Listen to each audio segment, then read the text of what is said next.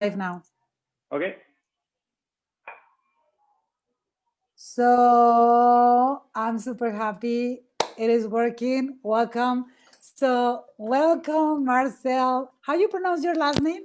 Dan? It's Daane. Yeah, but Daane. you can say anything. It's fine. Daane. So I'm super happy and honored to have you here.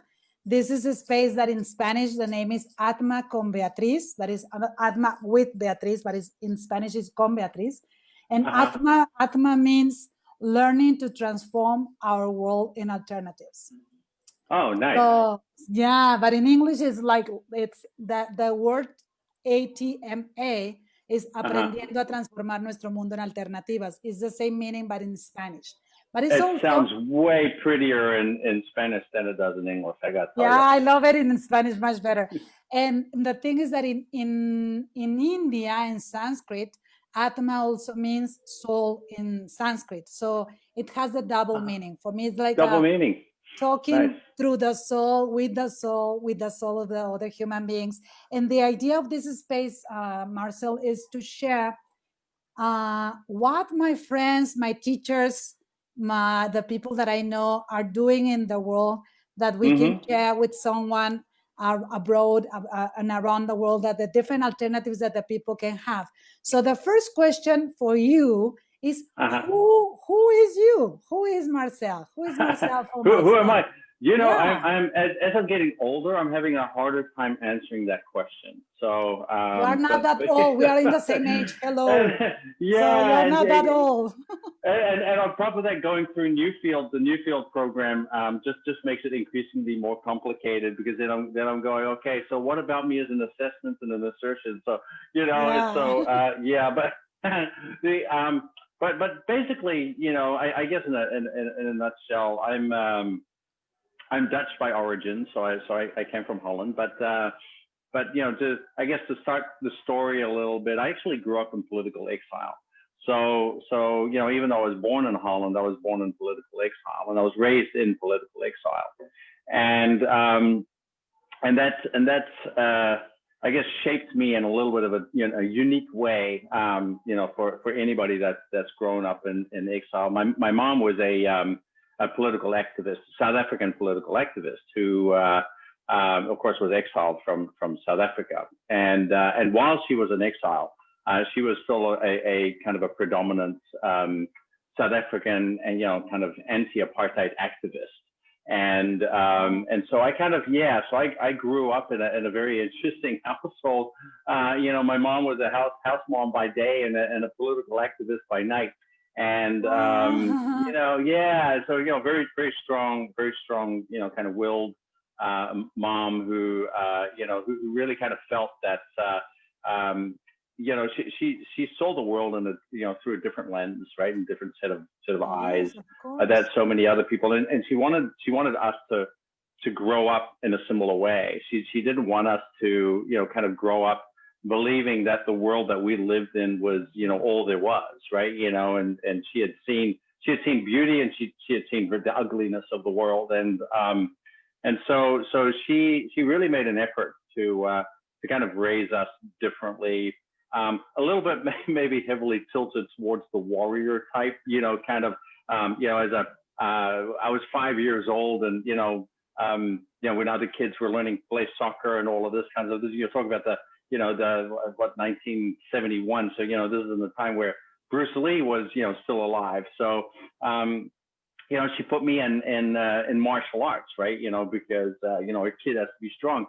And kids didn't do martial arts those days, like, you know, it's Western raised kids. So I was in classes with men, you know, who kind of all like, who's this little kid, right? You know, and so so a very different world where I was, you know, kind of raised. And then as an adult, I after graduating high school, I joined the military. I was in the military for 10 years, and after that.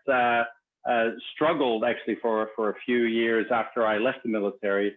Really struggled to find my footing and find my kind of grounding of what I wanted to do in my life, kind of my purpose. How old were you when that happened?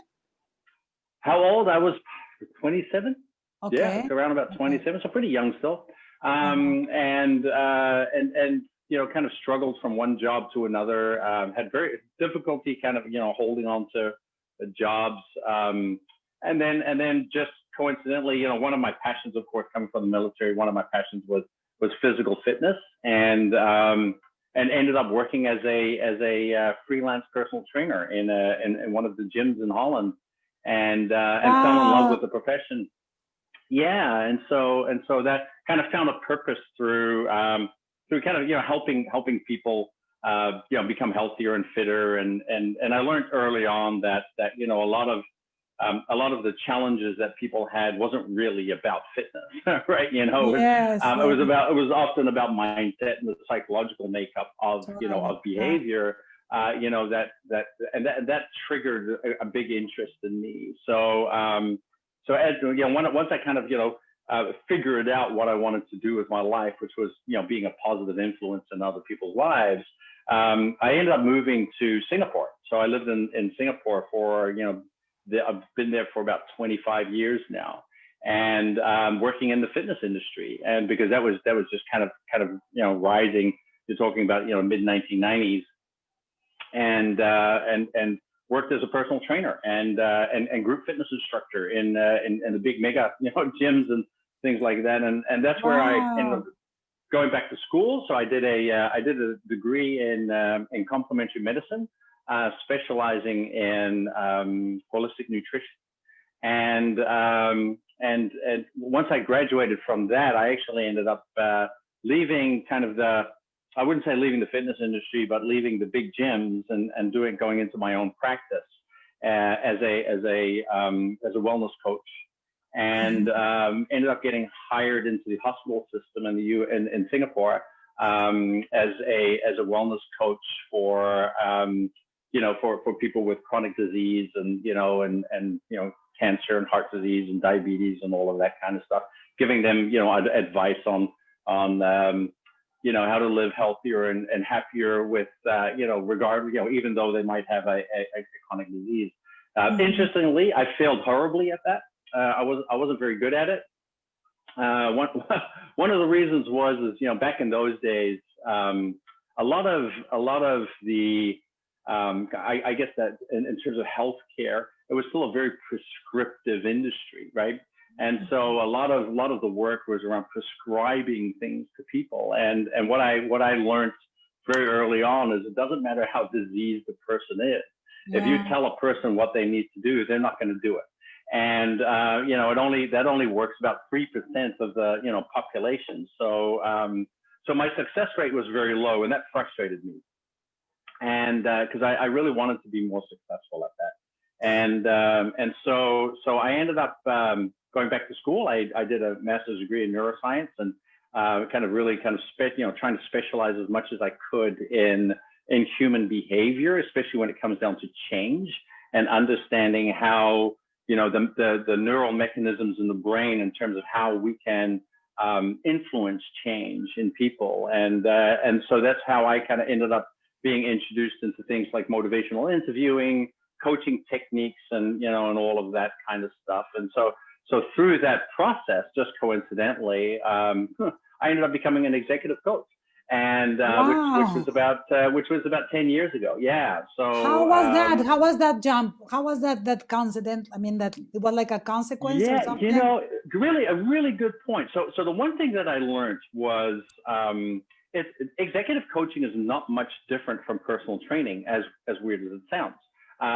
But generally speaking, you're dealing with kind of emotional drivers, right? The psychology of human behavior is the same in the gym as it is in the workplace. And so a lot of the techniques, tips, and tricks and things like that I learned from being a personal trainer really kind of crossed over quite well into working with executives. But I do remember a really interesting experience, and this was in I think 2010, 2011. I was invited by the Center for Creative Leadership, which is one of the largest leadership organizations in the world, and they approached me back then because they had just opened their office in Singapore, and they wanted to they needed somebody who was like a fitness lead, right, to help the executives with their kind of fitness programming. They have an integrated program. They've been very, I guess, cutting edge when it comes down to leadership. And so they've, for the longest time, they've kind of included health and fitness as part of the leadership behaviors, that are required for success in leadership. And they've done phenomenal research on that space. And so they reached out to me and they said, hey, you know what, do you want to come to the US and get to know our company? And would you like to take part in one of our leadership programs and kind of as an observer? And just kind of like, because we'd love your input on the neuroscience side of things. And I was like, what, me? Right? Like, what, you want my input? Like you're talking about, people, I mean, really like kind of the best in the world, right? I mean, these people do not need my input, right? And I was like, man, it's like a free trip at least, right, to Colorado. They sent me to Colorado Springs, and I remember, taking part in one of their 5-day programs. And there's a really intense program that these leaders go through. Absolutely world-class stuff that happens in these programs.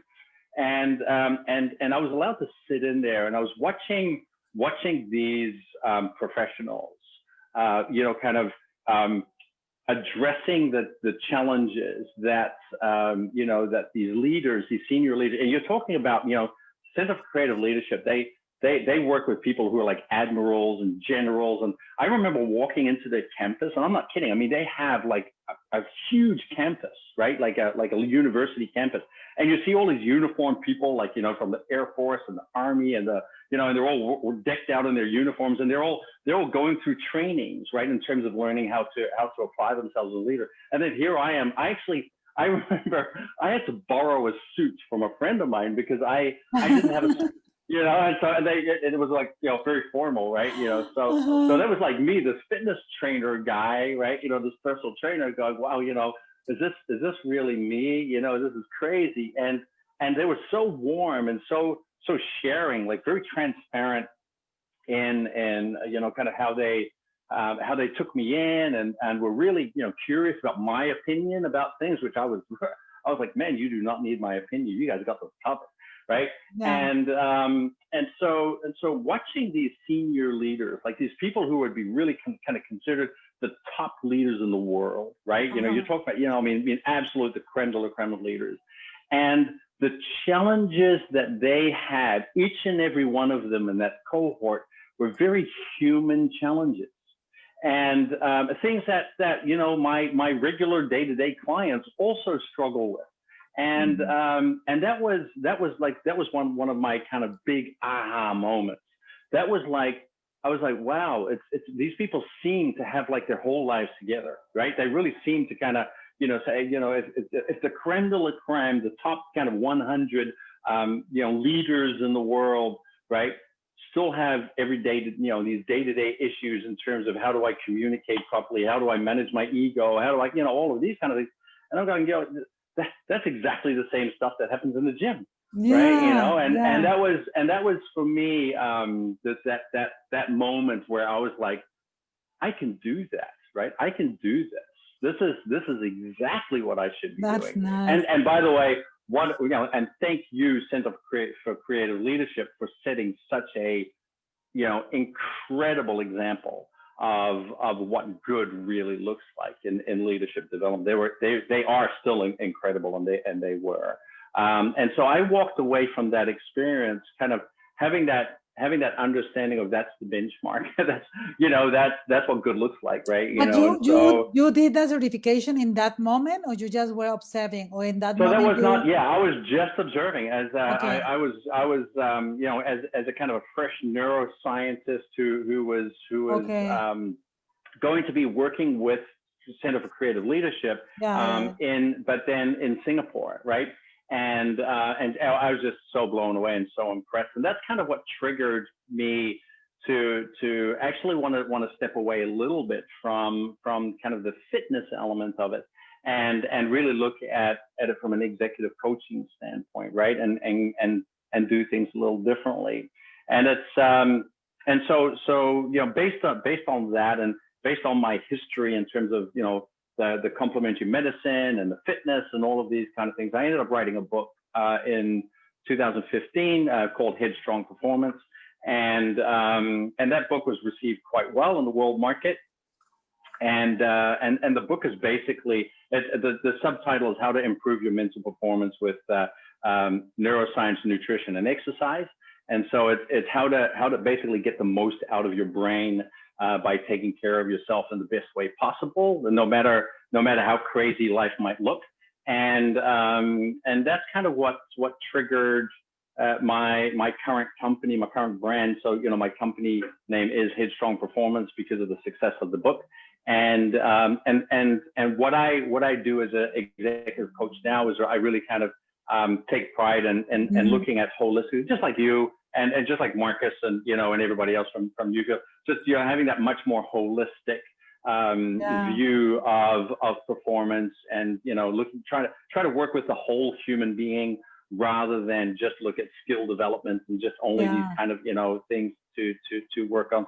So as I'm exploring myself in this space and trying to continue learning more and doing more, we get to meet the most amazing people like you, right? So that's basically my story on kind of how I ended up where I am. Yeah, no, I have many questions, and I have to share that we met because I went through this new health and wellness coaching certification that the coach partnership started in Singapore 3 years ago. And when I went in the first batch, you were one of the teachers, and that's right. The class, well, I took 2 classes with you, 2 teleclasses. And I remember that after that, I grew you, and I did my own. I think that my performance is going to be much better now because I have lost so much weight until my consciousness of how I should take care of myself. And you were in India when we did that. I remember. Yeah, right? I was in India, exactly. In that moment, I was in India. Right now, I'm in Mexico. And you were my teacher, and in a way that I was learning from you. And one of the things when we did that interview that we had, I was in India. But the first teleclass that it was like, oh my God, the behavior. I mean, we were studying all these behavior methodologies. And one of the things that you were teaching us in that moment, it was like trans-theoretical model. And that trans-theoretical model, I mean, is something that as I told you the other day that we were having a chat in your program, it has, I mean, what I have gotten from that model is much more than what I thought, in the sense that I'm applying that. It's something that is in my blood. It's not just in my mind. It's like and it's something that I know that it's not something that you wrote. I would like to talk more about what you have wrote in your book, but it's something that you use a lot. And it's something that, in a way, that how your clients are in the different stages of change, and how we can use that information for understanding that either I have in the blind spot, or I'm starting thinking about it, or I really want to do something with myself and my nutrition and my exercise, or I'm really taking action already. I'm not in determination or action, or I'm maintaining what I said that I'm going to do. Because starting, then if I'm starting and then 2 months after, I go back to whatever was my behavior before, I'm not in that last stage. So I remember how you were teaching us with your logo, with the head, with the brain that you use for your logo for the Headstrong. So I don't know if you would like to talk a little bit about that model, but also everything that you have in your proposal, because, well, we met then, and now you are one of the students in the new in the coaching program that we are running. So it's a privilege to have you again in a different role, and to have you also here in this space to share with us what is your proposal and how you have been putting all together the different methodologies that you have learned and your experience, as you are telling us that you were in this as a personal trainer, and the executive coaching that you get. So tell us. Before I do that, one thing I do want to tap on is, because a lot of people might not understand that, but wellness coaching and as well as executive coaching, right? there are a lot of coaches out there, right, who like to call themselves wellness coaches. And one initiative that I think is absolutely brilliant is in the United States. They are now starting to create a board certification for wellness coaches. And basically, being a board certified wellness coach gives you access to be able to work closer with healthcare professionals. So it's a bridging system that can, for example, offer people who are like executive coaches, or sorry, who are like fitness coaches and personal trainers and stuff, an opportunity to actually close that bridge a little bit more. And that board certification, I think, is extremely important. And I want to also give a shout out to Dr. Kay for the amazing work that she did in terms of bringing that to Singapore so quickly, because it was still in the development phase, even in the US, and she brought it, Kat took it to a whole new level in that sense. And I think that type of education is increasingly more, important. And I understand why she has a principle of only opening that up to kind of, new field students, right? Because of the ontological component of it, and the understanding of how to have the right type of conversations with clients, right? So I think, and we're probably gonna see a lot more of these type of initiatives around the world, that as we start kind of blending wellness with healthcare, there needs to be some form of bridging system, right? So I was totally on board when Kat brought that in and said, hey, you know what? Yeah, do you wanna kind of be one of the instructors? And I'm like, yeah, sure, absolutely. Even though I don't really know what what you want me to present on, but hey, sure, whatever. And interestingly, one of the subjects, right, was the stages of change.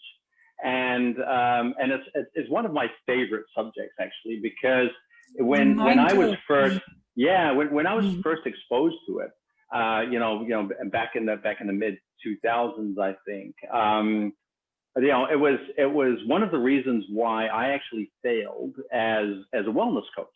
Not understanding, those specific phases, and not being able to recognize when a client, for example, is in which phase, but also not knowing what type of conversation to have with a client who is in that space. And the truth is, like you mentioned earlier, we all go through various different phases when we're thinking about doing something different, or even before we think about doing something different, right?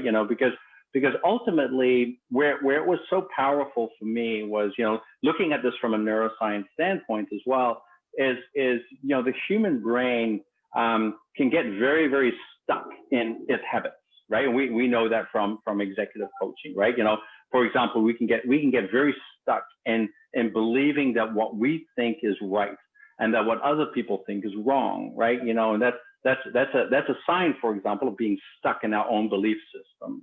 And these things happen in so many different spheres, right, of our lives, whether it's our career, whether it's our political thoughts, whether it's has to do with our thinking about fitness, whether it's thinking about our own self-esteem and our own possibilities. It could be about raising children. It could be we all have certain kind of thought patterns, right? And in your field, of course, they talk about assessments and assertions that we make with these things. And when we start believing that what we are thinking is actually the right way, and we get stuck in that right or wrong, then it can become very difficult for us to move from one space to another. And so when I was coaching, and failing at wellness coaching, back in the mid 2000s, I was stuck in my belief system that it was my way or the highway, right? It was this is what you need to do if you have diabetes, right?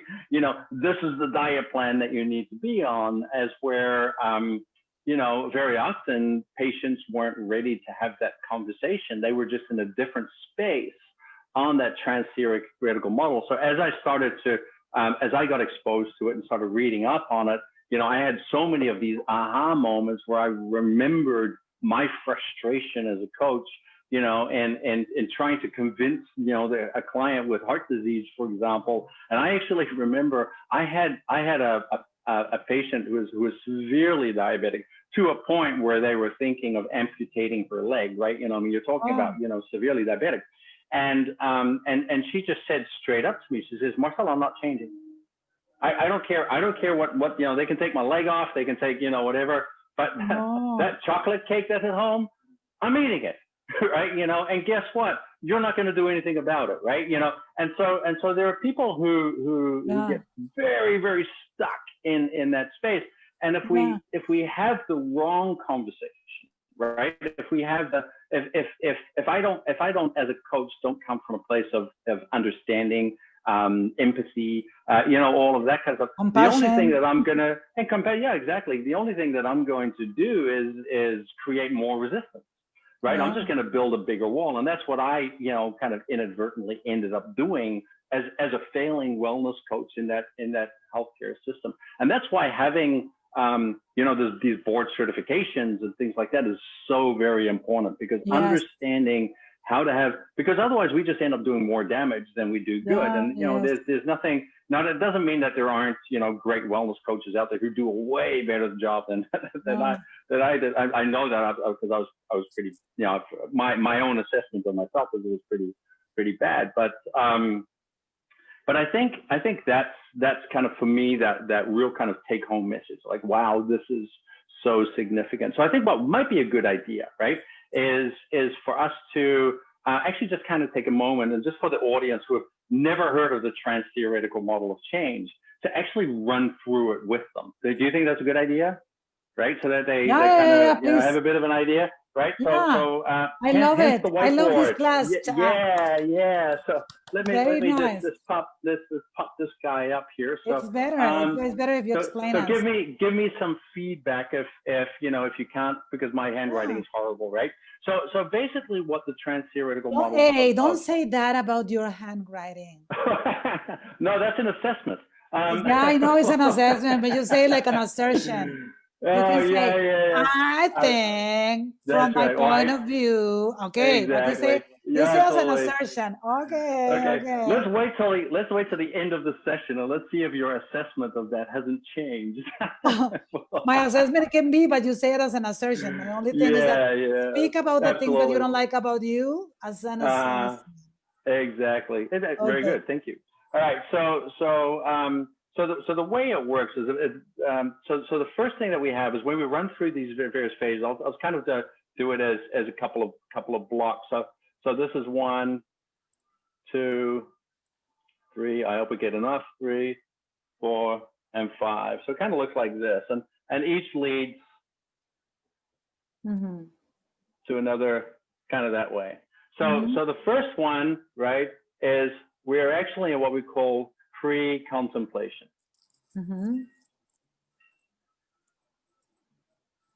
There we go. Then the second one, right? So this is 1, this is 2. So this is contemplation. Yeah. Now the difference between this is, pre-contemplation is basically a very expensive word for we're not thinking about it, right? So for example, how many people don't walk, through life having no thought whatsoever about quitting smoking, right? Or changing their diet, or, even though it might be a really good idea for them to do it, but they're not necessarily thinking about it, right? So in pre-contemplation is kind of in that, not aware space.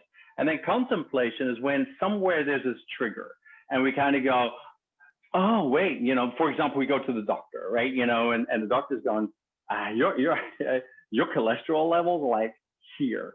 You have 2 choices. Number 1 is you go on a diet, or number 2 is I give you medication for it. Which do you want? And that person at that moment in time, they become aware, and they kind of go, you know what, I better change my diet. And so they start thinking about it. And that's what contemplation really is in this space. then they might walk away from that doctor's office, and then they might go, you know what, since I'm thinking about it, when am I actually going to do something? So they start planning. So that's the planning phase, right? So they kind of like, all right, so I'm going to start on Monday, and what am I going to do, right? You know, in that space. And Monday comes around, and they stick with that decision, and then they go into action. Yeah. Right? That's our action phase. And then from here, afterwards, it's just maintenance, right? Yeah. So it's the ability to maintain it. Unfortunately, here we also have then something that we call relapse. Mm-hmm. Because on Friday, there's a party, and there's chocolate cake and cheesecake, and even though I started a diet on Monday, I was kind of like, I was good from Monday to Thursday, and then Friday comes around, and I go, okay, you know, and so then I got to start over again, right? So then we kind of go back to, okay, you know what? When tomorrow comes around, I'm going to get on it. So then they go back into that cycle. So there's that constant, and this is basically, cycle. You know, the theoretical model of change, which is from what's his name? I always forget the name. Prochaska. And Prochaska. Yeah. And so this is basically kind of developed by them. And this just helps because, you know, having a conversation with somebody who's in pre-contemplation, right?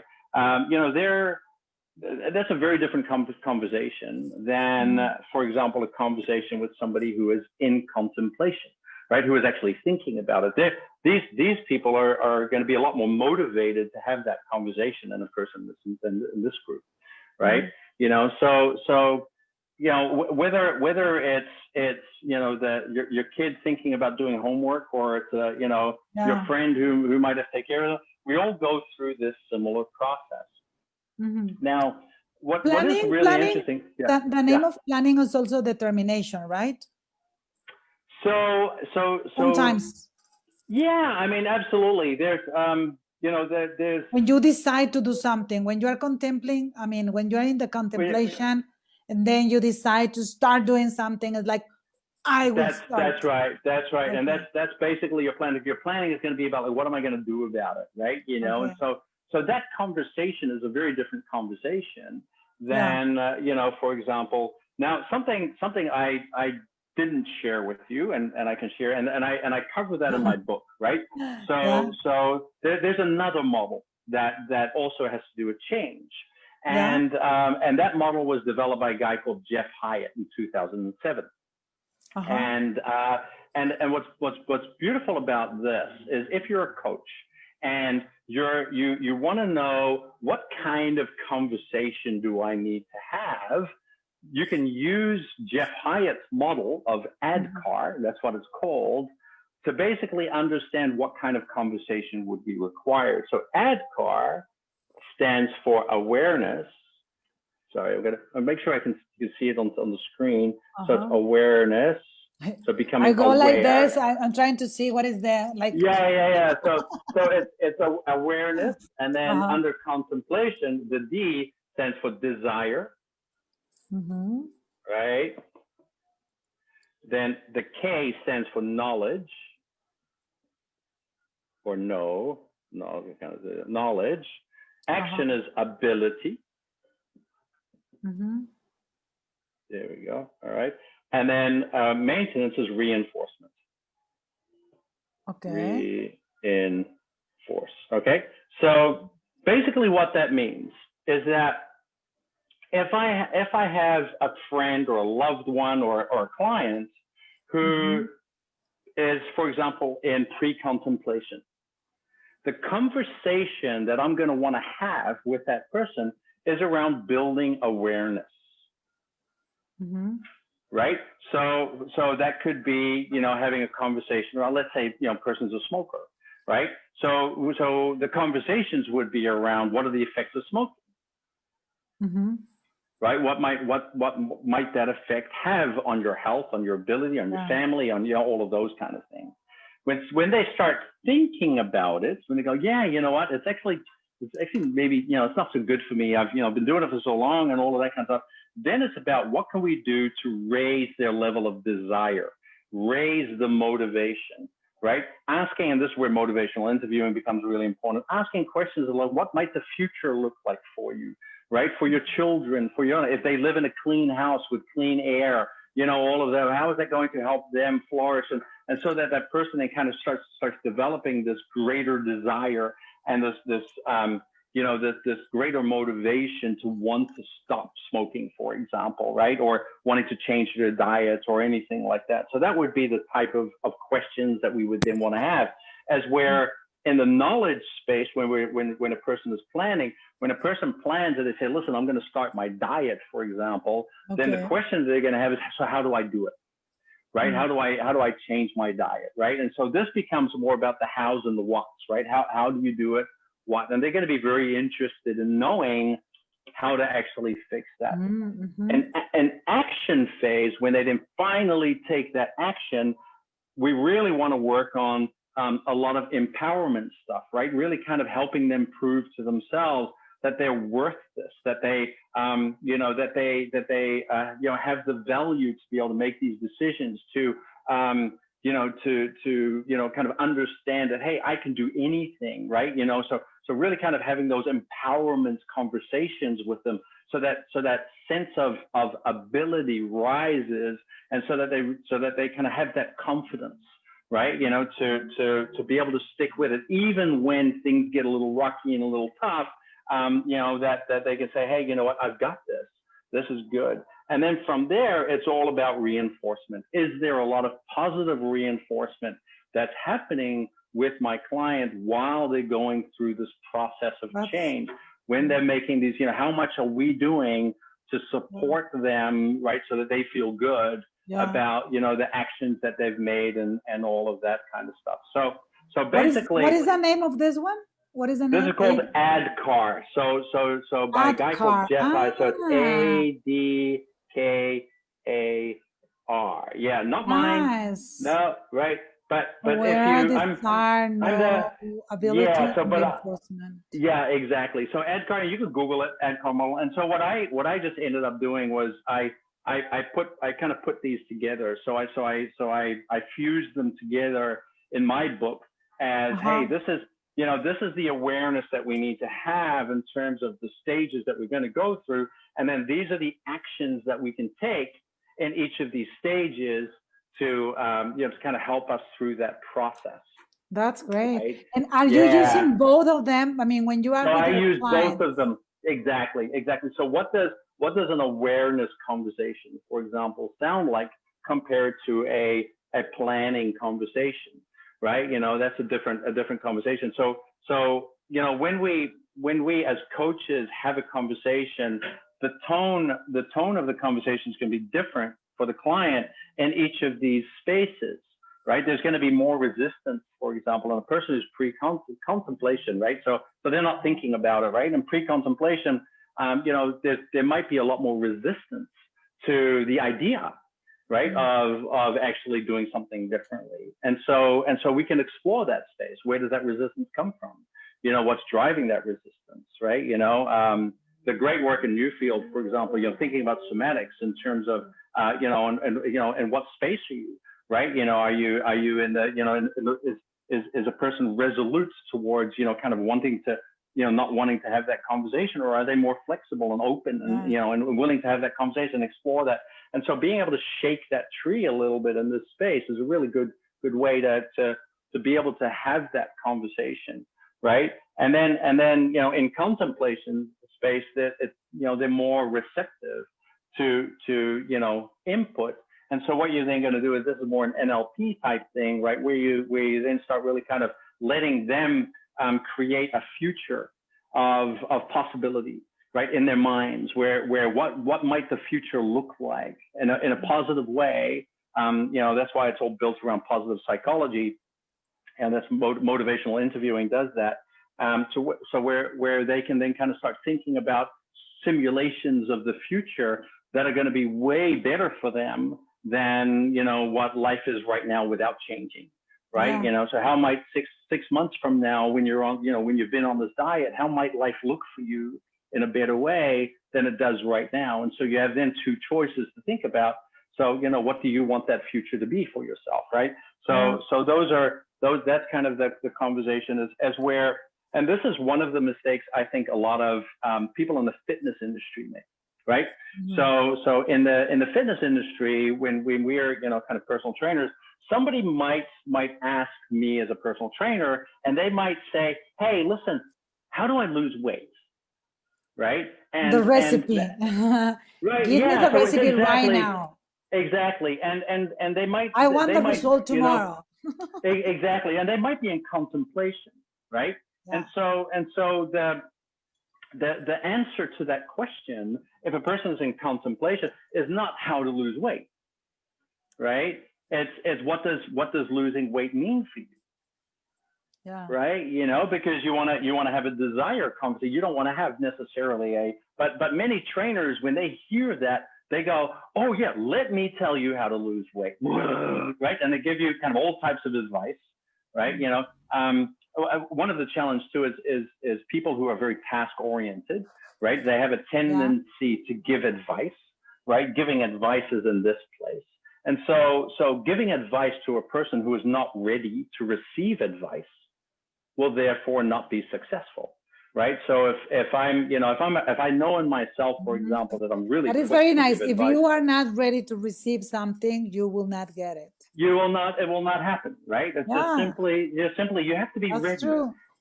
Yeah, and I think this is what's really helped me as a coach, because it allows me to kind of go, how ready are you, right? Are you really, and if you're not ready, it's okay, right?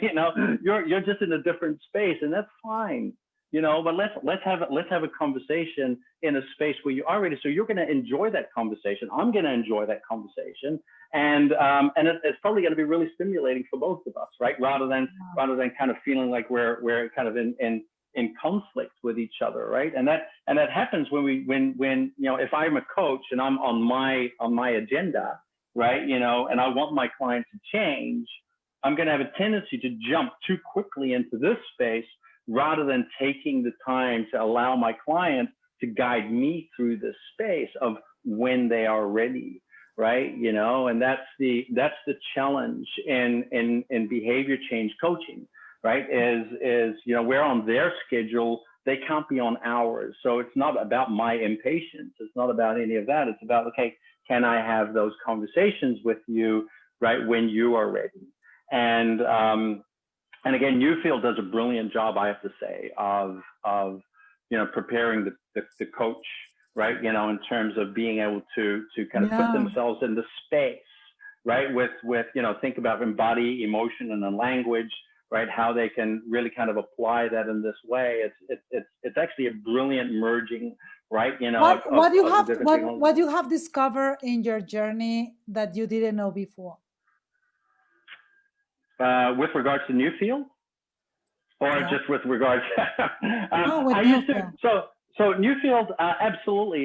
So something that really came to mind for me is because I have a very kind of scientific mind, but I'm also a Yeah. very creative person. It's is that the Newfield program within the coach partnership? That's the one that we are talking. Yeah, exactly. So one thing that where I get stuck, right, or I used to get stuck, was I'd get very stuck in data.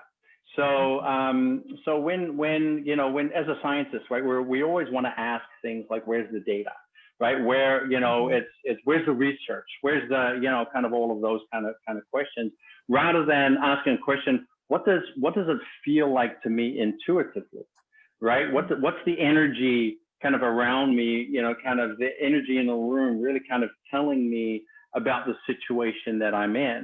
And I discovered in myself that I was very kind of analytical in many, including in my coaching, by the way, where I would be kind of a little stuck in that knowing space, right? Okay. Of this This is is you what I before. know. This is you That's right. before.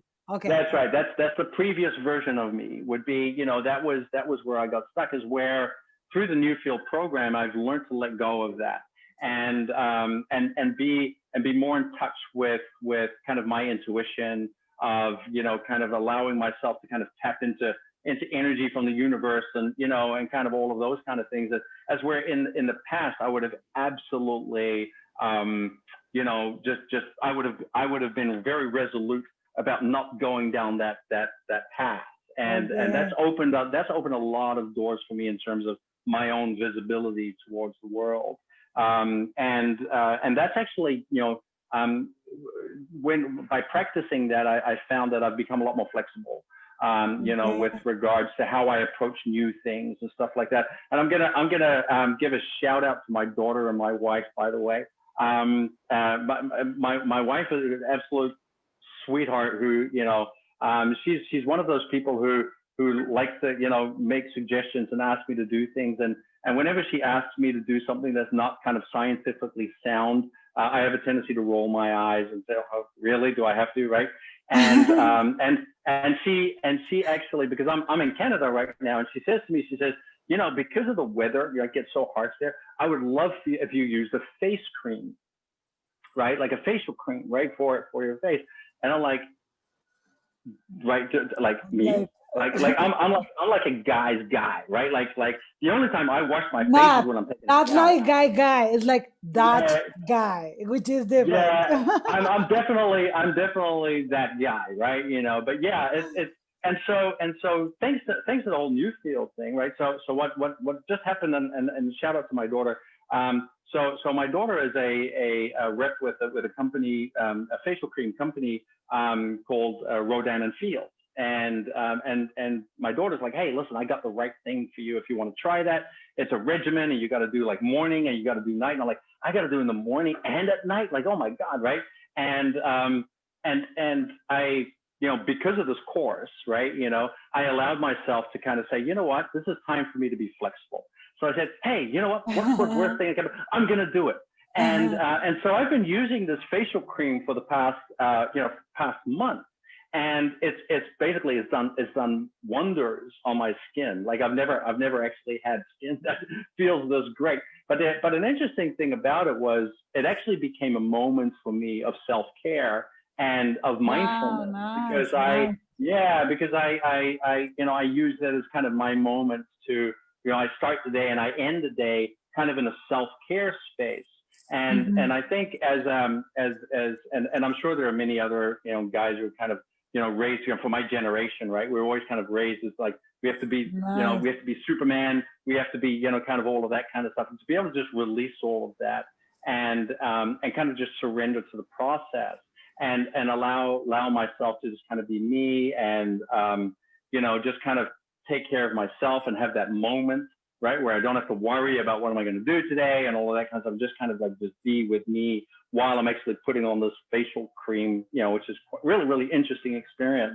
But yeah, I would never have done that if it wasn't for the course. And as little as that sounds to some people, to me, that's a really big deal. So I'm going, hey, listen, if I can put on facial cream, you know, as a previous version of myself would never have done that, what else am I capable of? And that's the space that I'm in right now, which is super exciting. Yeah, great. So it's yeah, because it's, you know, small steps like that used to be in your pre-contemplation stage. That's because right. That's as you said, I will never do that before, you know, like something that was in your blind spot that you were not able to do or not able to think about it. And how when we integrate our emotions in our body, the different capabilities and different dispositions that we have, and we can create that integration with the way we talk.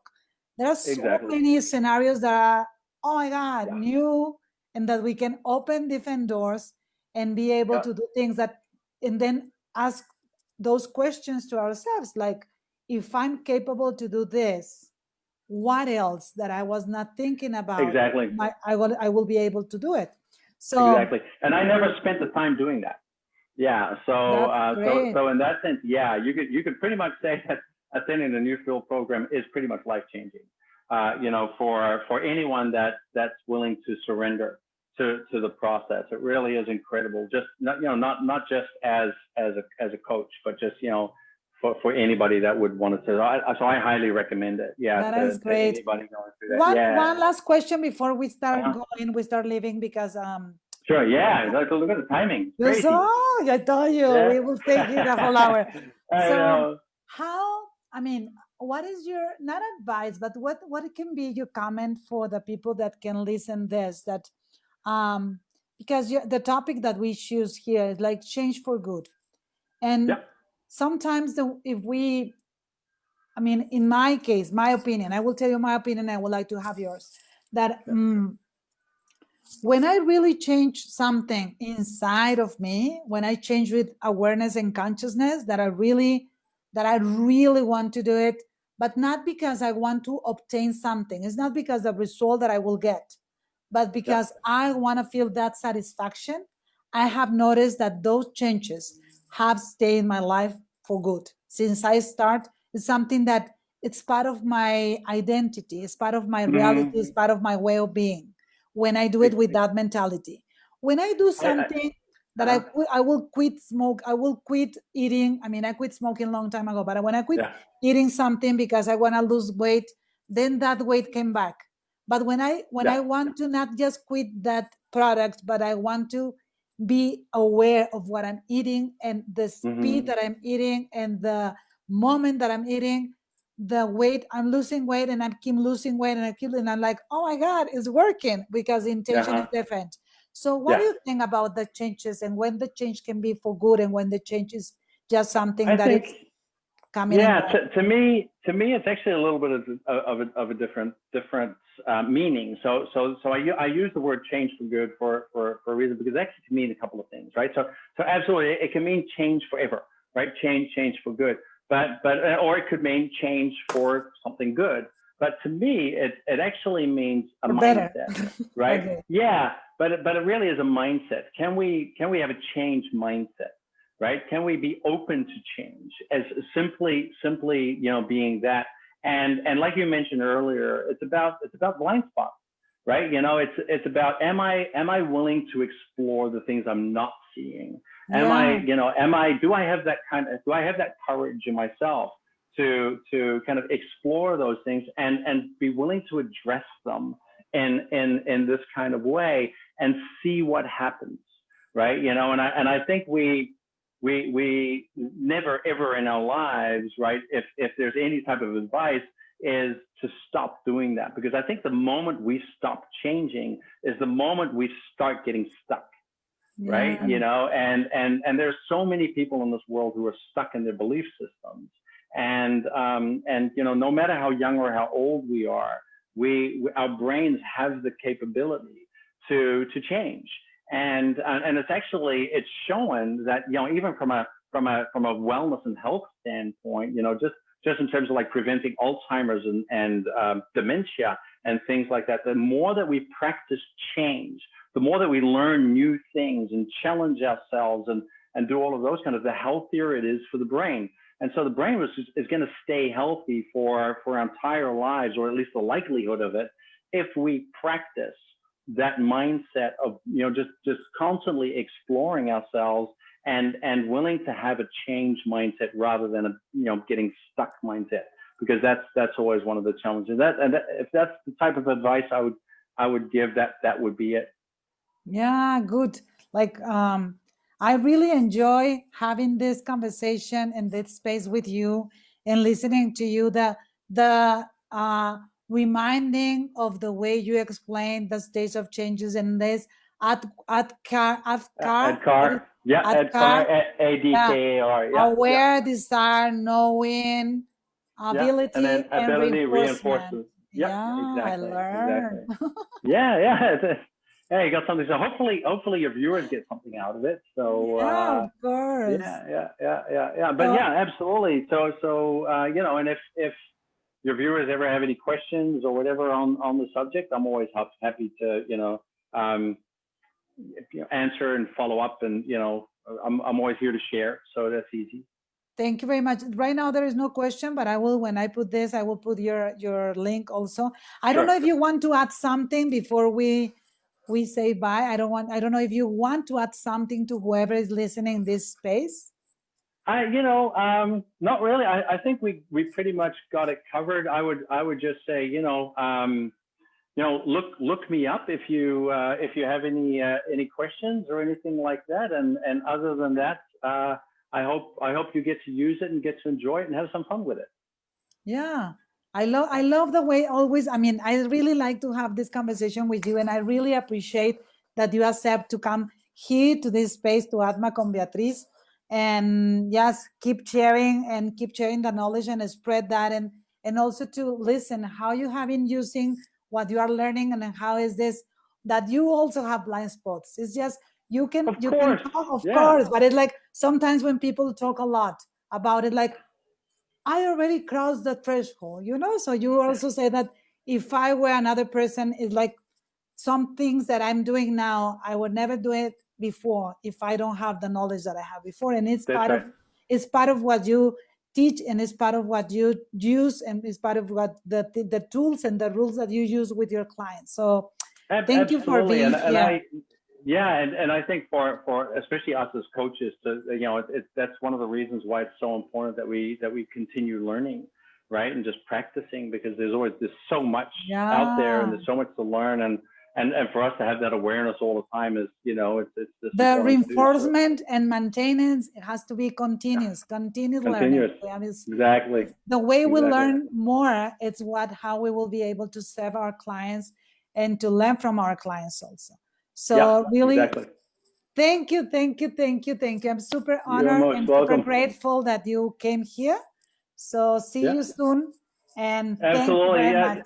And always so much fun, chatting with you. So anytime, I'm here. So thank you. I'll see you in class soon. Yeah, that's true. See you in class. Yeah, definitely. And I'm gonna dance. I am gonna next because I haven't danced for a while. I'm going to come to one of your sessions. I want to see you in my class with the camera on. That's and right. I want to see you in Primal Dance. That's right. Primal Dance you have to attend, okay? Yeah, exactly. Absolutely. I'm here. Yeah, exactly. Okay, you're saying that publicly. Yeah, everybody will listen, because I will share this with your classmates. So you will come and you will see, you will be in my class. My declaration, I am declaring that I'm going to do it. Okay, thank you very much. Awesome. Thank you so much. All right, I'll see you. Okay, bye. Thank you. Bye-bye. Bye-bye. Bye.